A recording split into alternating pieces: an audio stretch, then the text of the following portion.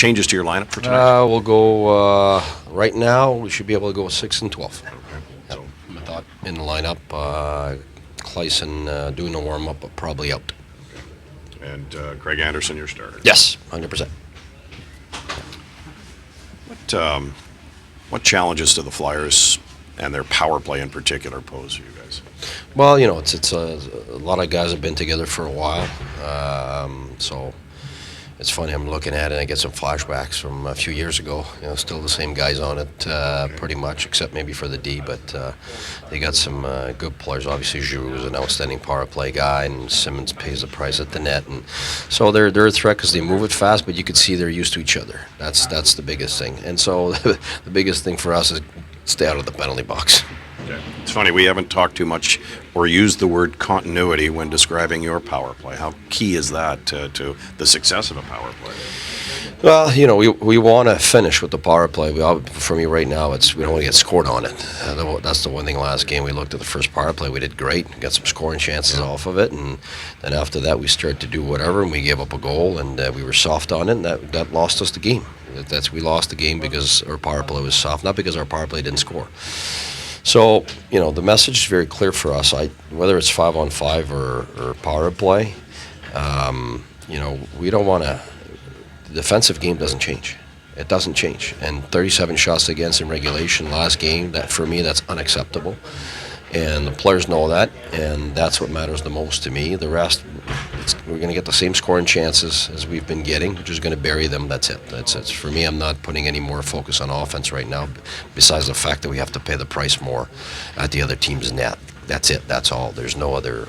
And hit the net. We missed the net 18 times last game on good scoring chances. So besides that, it's not a question of X's and O's on power play or 5-on-5. The both scoring, whether it's power play or 5-on-5, is all about our work and our paying the price around the net. That's it. That's all. We're not doing enough there.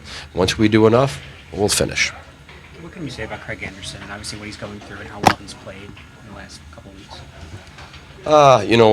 Inside for us, it was an initial shock. It was emotional for everybody. But to be honest with you, right now it's every day, normal day, and he wants to be all about hockey when he comes to the rink, and that's how we leave it at. How the way he's played lately? What can you say about how good he's been, even though in the power play maybe not scoring as many goals, but how well he might? Well, we just thought when you look at the past years and you study his numbers, and two things that come to me is, first of all, he could be a major asset and a top number one goalie in the league, but we had to play a lot of games.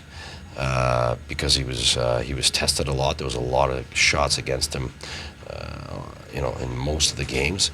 It wears a goalie down. So there's two things there. So one, we want to manage his ice time in terms of the number of games, which right now, because of what's happening, it's happened already.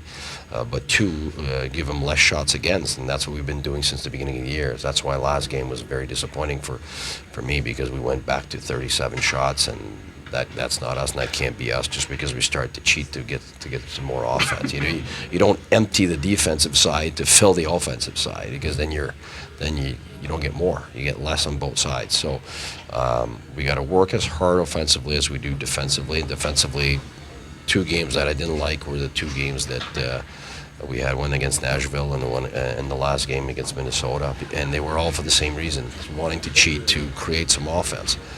And we lost the game because of that. So I think right now we want to make his game a normal game, not a game where he has to every game do live with 35 shots and above. That really wears out a goaltender, and we certainly don't want to have that. There's probably nothing to it, but Clark MacArthur's wearing a white jersey out there. Is there any sort of progress in his rehab at this point? No, for us, MacArthur, and we're getting a lot of questions, but. It's like we said, it's a long process, so it's not a day-to-day process. So right now, we're following the plan. We're following, the long process. That's all I can say, because the rest, it's a matter of time, and it won't be tomorrow morning. Has there been any plan with Hammond at all in terms of getting him some work? Right now, he's getting practices, he's getting reps, but we've got Andy here, and Condon hasn't missed, and he's sharp and ready. So right now, that's why we've got what we've got. So Hammond's got to keep practicing.